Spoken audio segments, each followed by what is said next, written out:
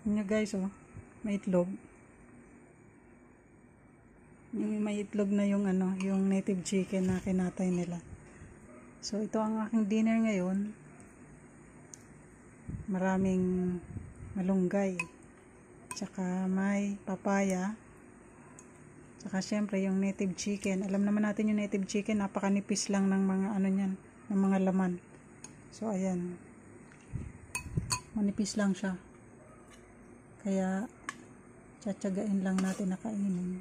Pero ang sabaw pa lang yan kasi masarap na di ba? So ayan. Yan ang ating dinner. Native chicken. Yan. Sarap.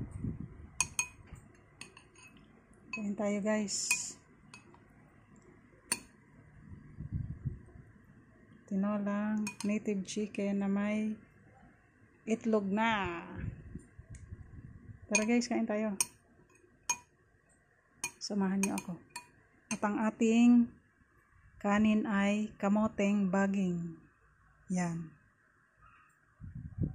Ayaw kasing magkanin, kaya kamote. Yan ang gagawin kong kanin ngayon. So tara, let's eat guys. Come on.